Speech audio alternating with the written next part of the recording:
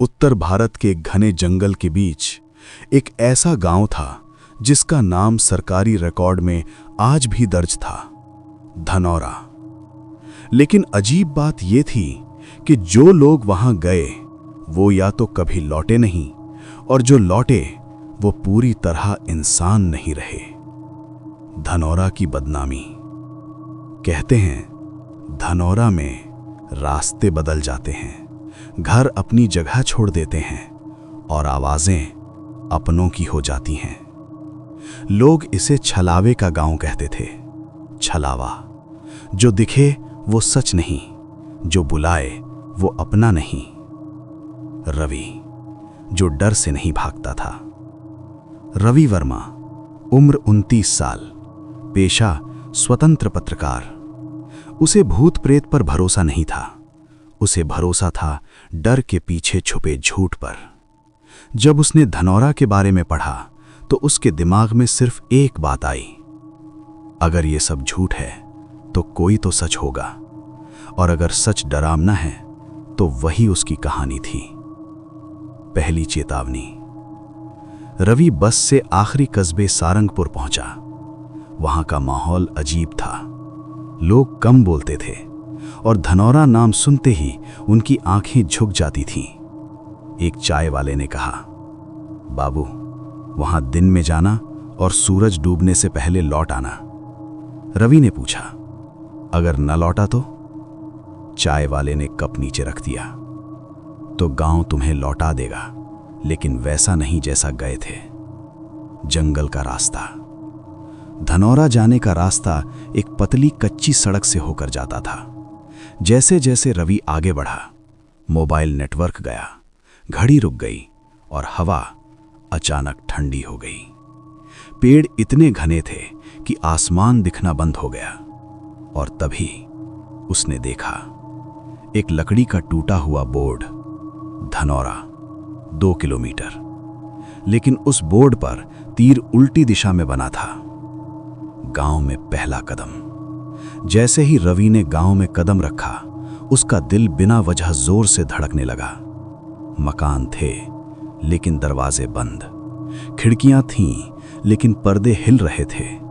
कहीं से धुएं की हल्की महक आ रही थी, जैसे किसी ने अभी अभी खाना बनाया हो। लेकिन कोई इंसान नजर नहीं आ रहा था। कुएं के पास बैठा बूढ़ा। गांव के बीचों बीच एक पुराना कुआं था।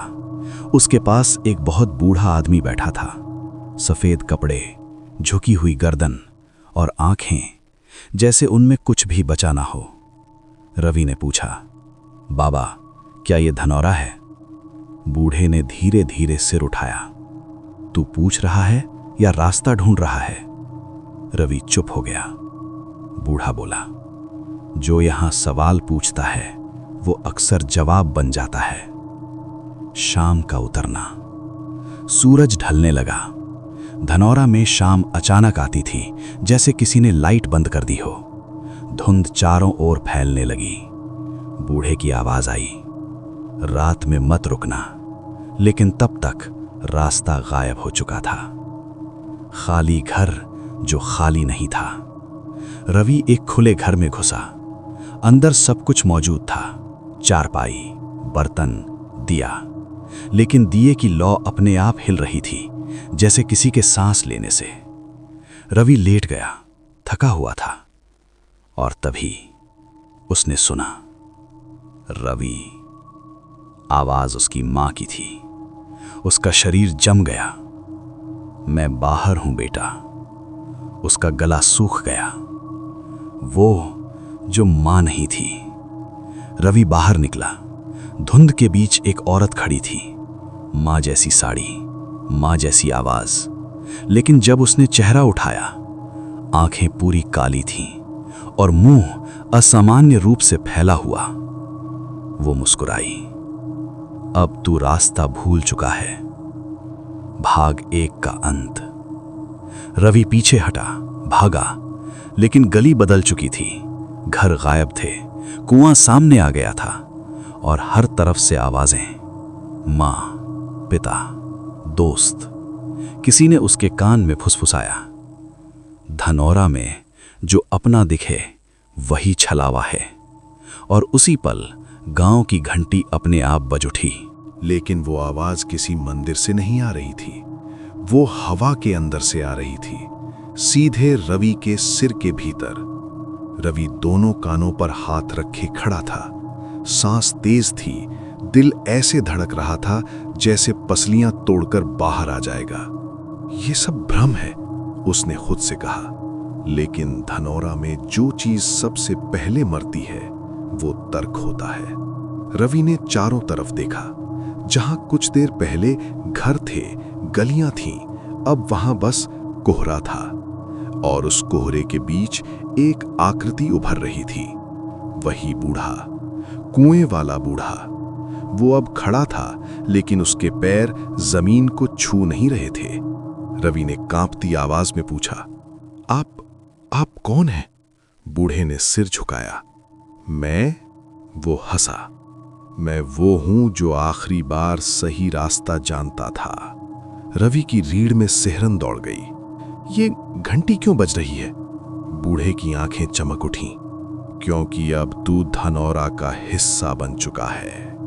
बूढ़ा धीरे धीरे आगे बढ़ा। उसकी आवाज भारी होती चली गई। अगर बचना चाहता है तो 3 नियम याद रख।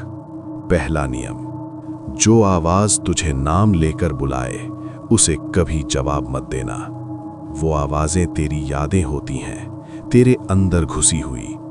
दूसरा नियम, जो रास्ता तुझे घर की ओर ले जाए वही सबसे बड़ा झूठ होता है।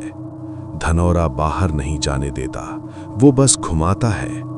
तीसरा नियम, अगर तू अपने जैसा किसी को देख ले तो समझ लेना तू देर कर चुका है। रवि का गला सूख गया। और अगर नियम टूट गया? बूढ़ा मुस्कुराया, तो तू जिंदा रहेगा पर इंसान नहीं। अचानक एक और आवाज आई, इस बार किसी और की। बचाओ! ये आवाज पास से आई थी, बहुत पास से। रवि ने मुड़कर देखा। एक लड़की भागती हुई आ रही थी, लगभग 22-23 साल की। चेहरा पीला, आंखों में पागलपन। आप कौन है? रवि ने पूछा। वो हाँफते हुए बोली, मेरा नाम पूजा है, मैं 2 दिन पहले आई थी। रवि चौंक गया। 2 दिन? लेकिन यहां तो। पूजा रो पड़ी। यहां दिन रात नहीं होते, यहां बस डर चलता है। वे एक टूटे घर में छिप गए। पूजा ने बताया, वो अपने दोस्तों के साथ आई थी। 4 लोग थे। पहली रात एक आवाज ने उन्हें बुलाया। सबने जवाब दिया। बस वही हमारी गलती थी। उसके दोस्त एक एक करके अपने घर की ओर चल पड़े और कभी वापस नहीं आए। मैंने देखा, पूजा फुसफुसाई। वो मेरे दोस्त थे, लेकिन उनकी आंखें नहीं थीं। रात और गहरी हो गई। घर की दीवारों पर परछाइयां चलने लगीं। एक परछाई रवि जैसी दिख रही थी। वही कद, वही जैकेट। रवि का दिल बैठ गया। तीसरा नियम। पूजा ने भी देख लिया। वो आप हैं? रवि ने आंखें बंद कर लीं। नहीं देखो, वो बोला। देखोगी तो वो असली बन जाएगा। लेकिन देर हो चुकी थी। परछाई मुस्कुराई और बोली, तू मुझे छोड़कर कहां जाएगा? अचानक एक और आवाज आई, इस बार किसी और की। बचाओ! बात साफ हो गई थी। 3 नियम में से 2 टूट चुके थे। रवि ने बूढ़े की आवाज को अनदेखा करते हुए चिल्लाया, पूजा! लेकिन बूढ़े की आवाज गूंजी, मत पुकार या अगला तू होगा।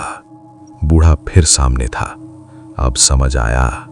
रवि की आंखों में आंसू थे। ये गांव लोगों को क्यों मारता है?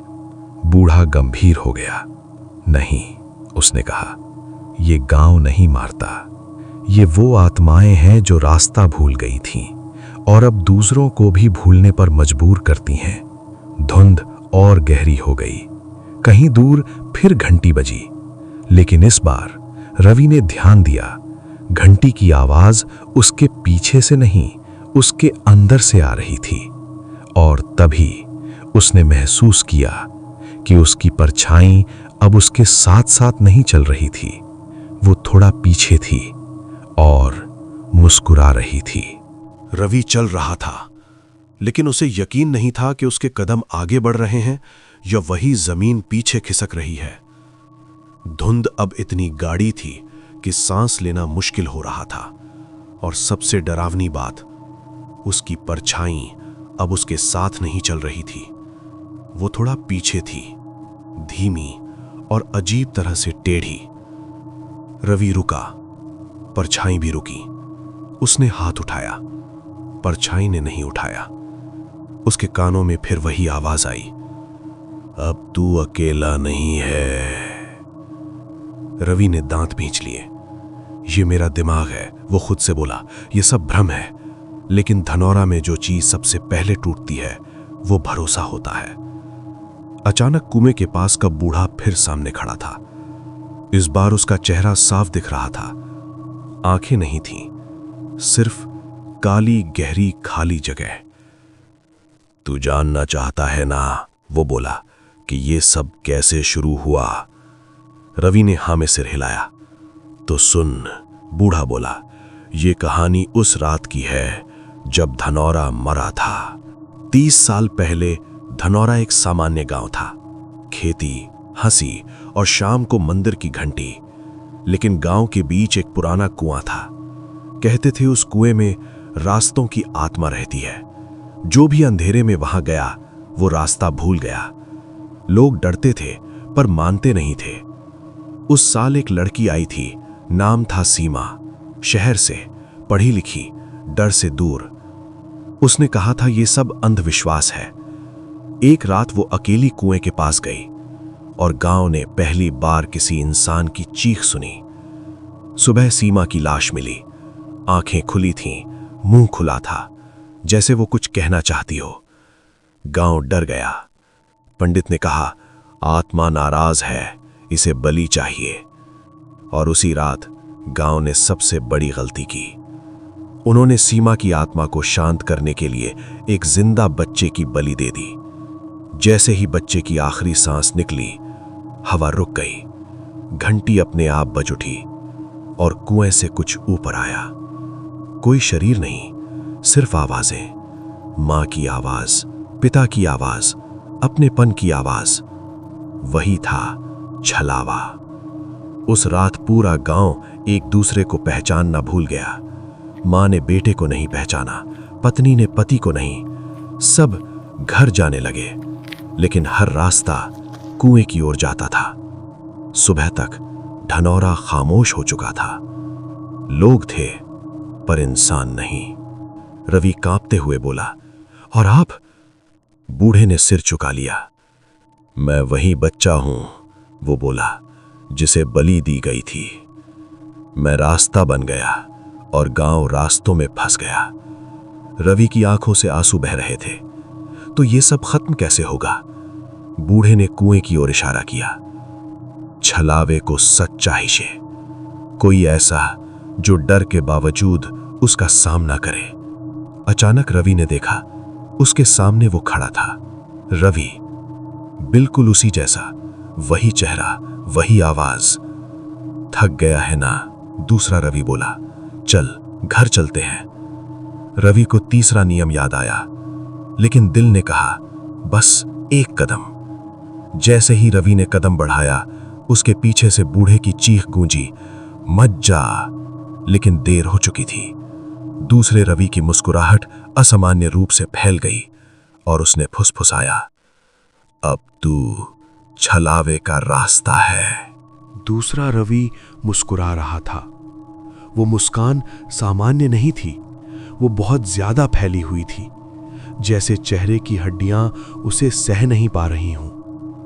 उसकी आंखें रवि जैसी थीं, लेकिन उनमें गहराई नहीं थी, सिर्फ खालीपन। चल, दूसरा रवि बोला, घर चलते हैं, बहुत देर हो गई है। उसकी आवाज बिल्कुल रवि जैसी थी, और यही सबसे डरावनी बात थी। रवि का शरीर कांप रहा था। उसे बूढ़े के शब्द याद आए, अगर तू अपने जैसा किसी को देख ले तो समझ लेना तू देर कर चुका है।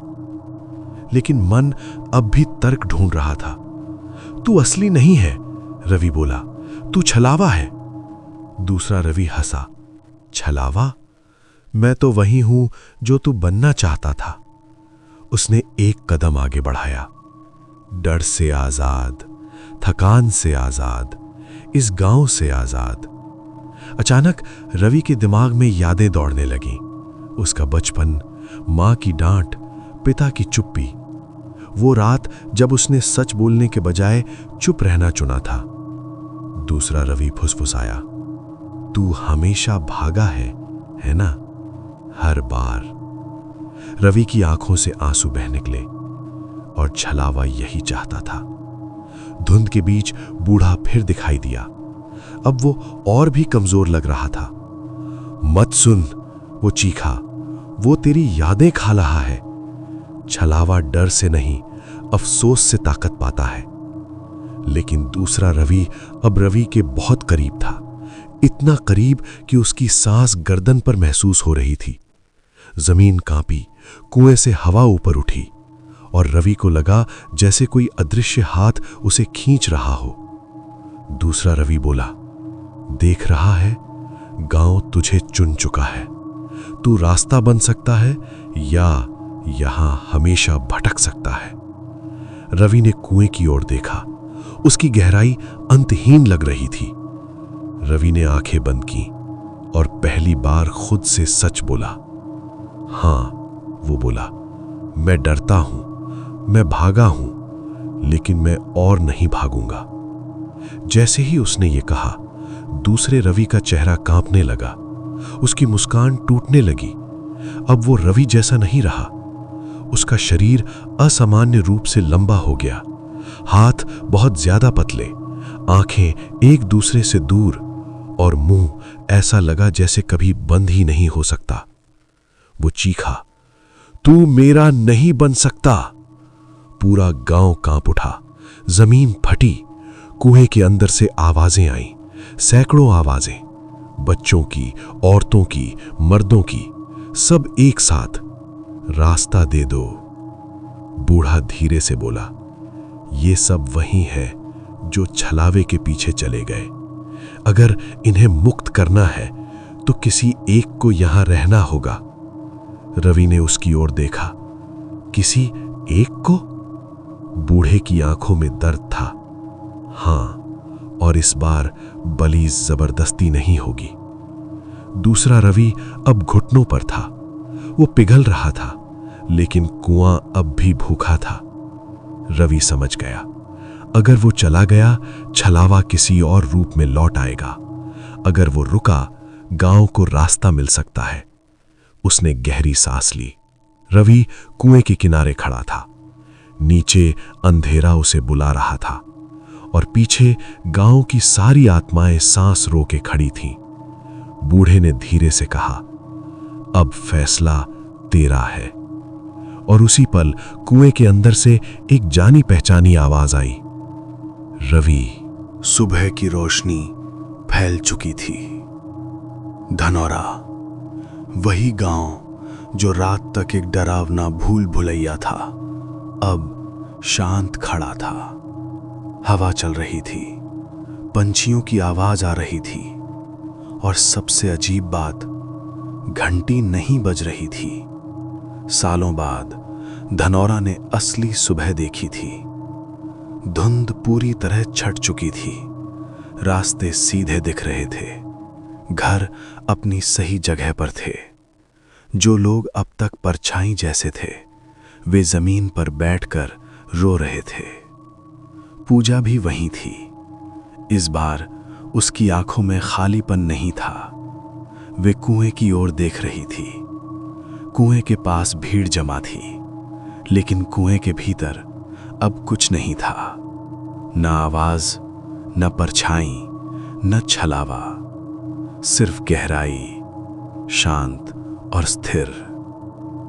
पूजा ने कांपती आवाज में पूछा, क्या वो वापस आएगा? किसी के पास जवाब नहीं था।